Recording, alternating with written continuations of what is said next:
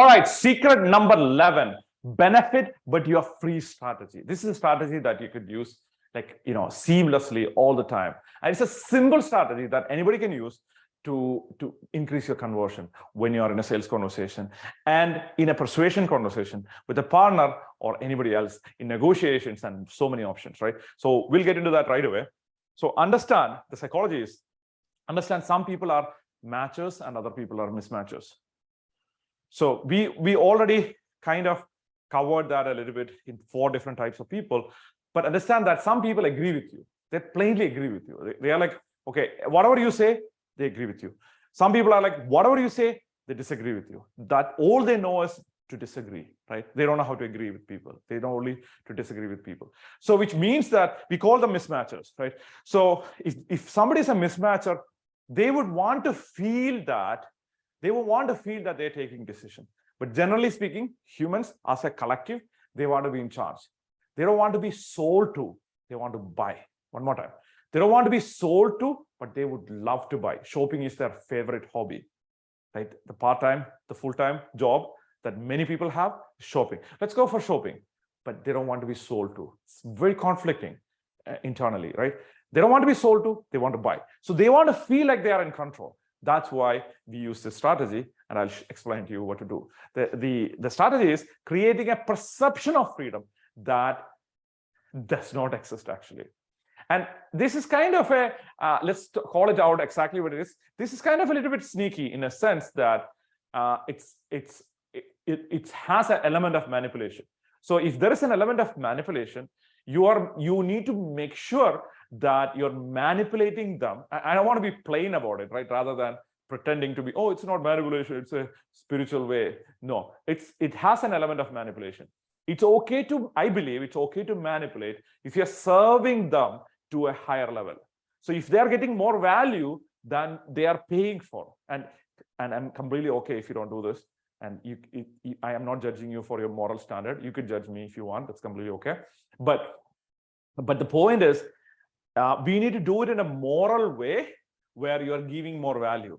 Imagine this. So this is a belief thing that I would like you to think about. Imagine this. Imagine you are a person who has $1 million in your suitcase, and you're going to a house and you're letting a person in the house know that, hey, by the way, I just want to let you know, Susie, you won $1 million in the lottery. I just want to hand it over to you. And the person says, go away. I have seen so many scammers, but you actually have $1 million in your suitcase. You want to give it to them. They just need to open the door and receive it. They're like, no, I have seen so many scammers, the Chinese scammers, the other scammers, this people, that people, the Craigslist, the email, the people from Africa who has like 500 kilograms of gold. I've seen it all. So stop wasting my time, walk away.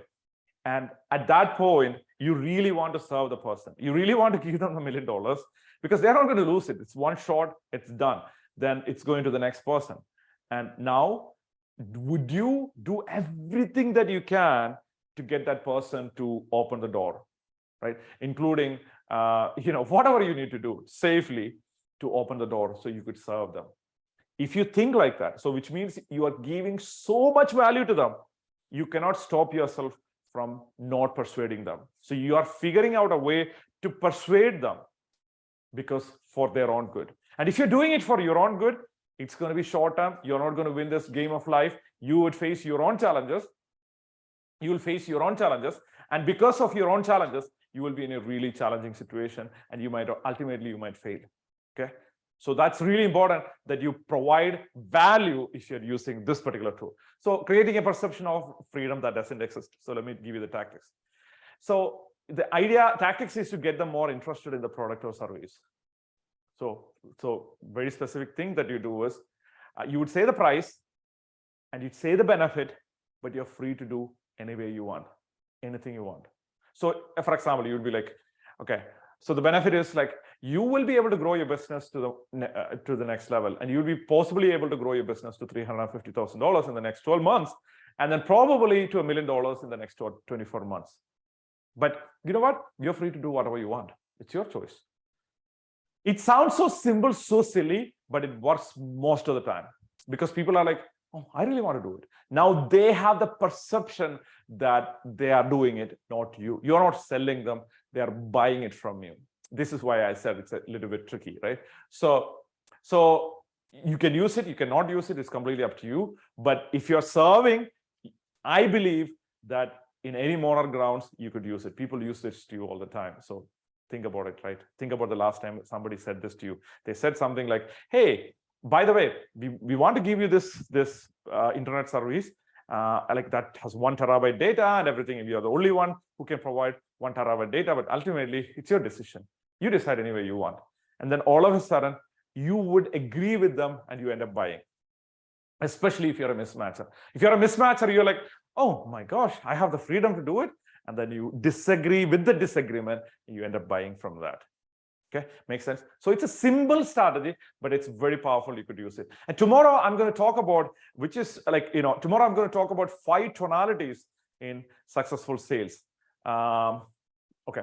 And by the way, tomorrow I'm going to talk about belief clash in sales. Like what is really important, what is happening behind the scene in sales, and how to go about it. And what is belief clash? What are we clashing? Right? What do I mean by belief clash? You'll find out tomorrow in our conversation. It's a fascinating way to look at sales from a persuasion standpoint to grow your business to the next level, and probably grow your business 50 to 100% in the next 12 months. Talk to you tomorrow.